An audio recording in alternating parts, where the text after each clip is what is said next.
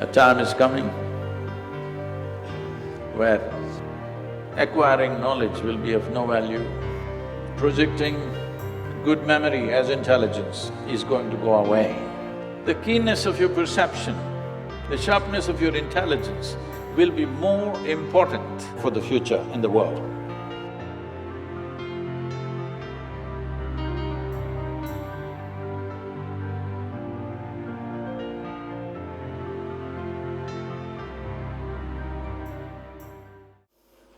We're at a time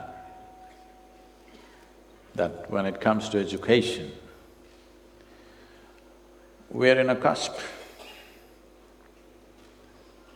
where our fundamental thinking about what is education needs to go through not a change, but a complete transformation.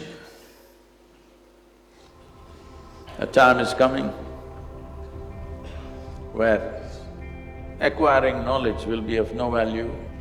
A time is coming where projecting data accumulation as intelligence is going to be a thing of the past. Projecting good memory as intelligence is going to go away, which is the very foundations of the education systems of the day. Whoever has good memory is rated as the most intelligent person. Well, today you know your cell phone has better memory than you. Some of our phones are 600 GB, believe me, you don't have that kind of memory. The keenness of your perception, the sharpness of your intelligence will be more important than the volume of memory you carry in your head. These are good times, real good times for human beings to unfold, because this cargo of so-called knowledge is killing human beings. Just ramping up information into a child's head in many ways killing the fundamental genius that every human being carries within themselves. Human intelligence is of a different nature. We should never misunderstand memory as intelligence. Every human being has a certain element of genius in them. It is only a question of, will we be able to provide the right kind of ambience for that particular genius to unfold? This is a challenge. This is a time that all of you, as educationists, you are at a point where the sooner we transform our education system, the better edge our children will have for the future in the world.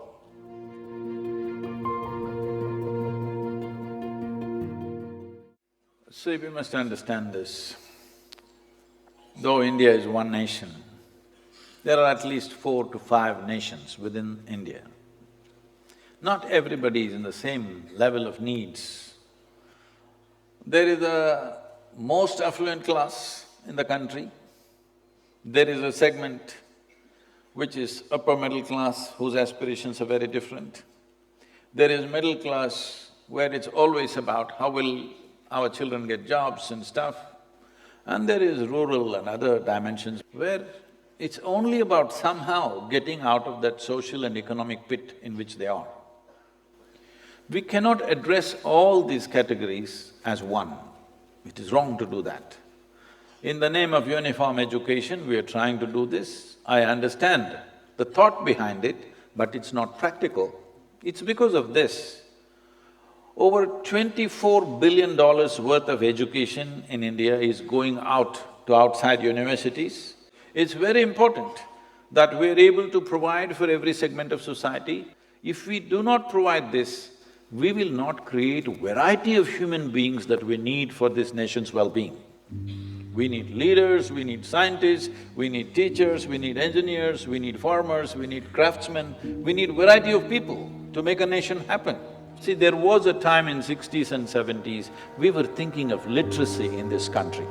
Because when the British left, our literacy was somewhere around 7% of the population, rest were illiterate. So our whole focus was how somebody can put his name on the paper. This was our focus. We must understand the very education in our country was crafted for that, to produce clerks. They found Indians make very good clerks around the world. because they were planning to conquer the whole world. This is this is the education designed by Her Majesty's Service. We have made some changes, but we need more drastic changes. I'm saying, this may sound extreme to you, but what I'm saying is, except the language, everything that the British left in the education has to go. Language is a passport to the world, we must keep the language. Everything else need to go because that was designed for a specific purpose, where obedience is higher than intelligence. That's not the way to bring up our children. That is the way to bring up occupied population.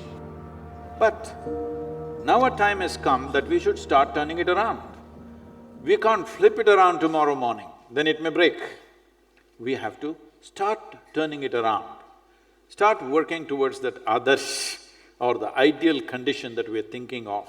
Sport, art, music, theatre, every dimension of life is a wealth for this nation, isn't it?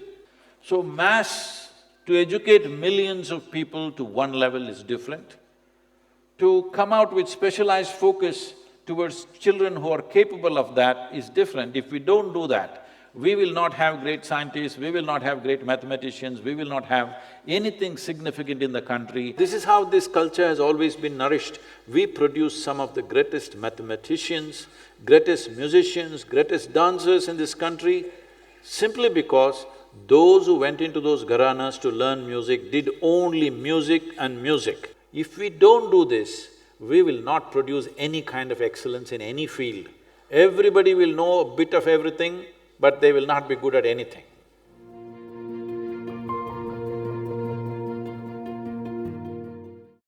You must understand this. This is a nation where nobody could give us a commandment. Even when the so-called divine entities came, they could not give us a commandment. We only asked them questions. Adiyogi came, he opened his mouth to speak to his beloved wife. She freaks him with a million questions. Krishna tries to speak to his closest friend Arjuna, that too at the edge of the battlefield. That guy asks hundreds of questions. He can't shut up and listen because that's not Indian. Anywhere else, if anybody who claimed to be God or God's agent or God's son or whatever, they would say, this is God's will, shut up and listen, and everybody listened. Not in this country, because we have a very ingrained scientific temperament in us, not the kind of scientific temperament of disregarding everything as it's become today. We have a different kind of scientific temperament. We question everything, but with reverence. We bow down to him and say, you are my God, but we have questions. Hello? Hasn't this been our way? So we are not religious people. We have a very scientific temperament, always asking questions and questions and questions. You should not kill that in the schools, they must ask questions. What is written in the textbook is not absolute. More questioning should happen than ever before, because if you don't raise questions, then human intelligence will slowly sleep.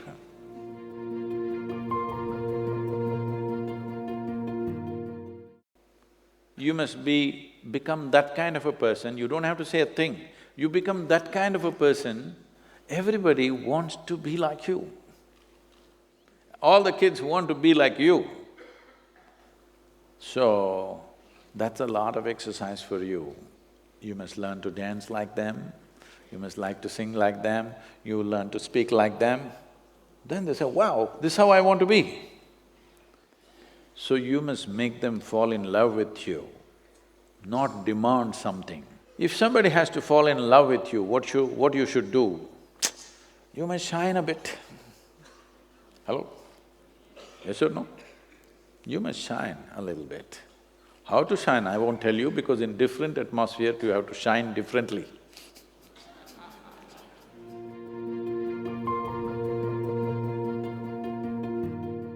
for me personally, my integrity is not because of my morality.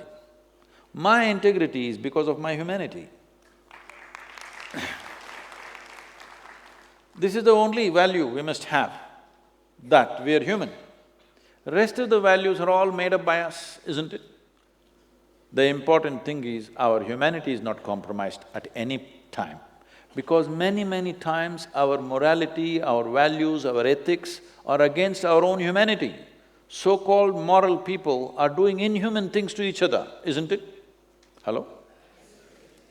In the name of religion, in the name of morality, in the name of ethics and values, people have done terrible things to each other, isn't it so?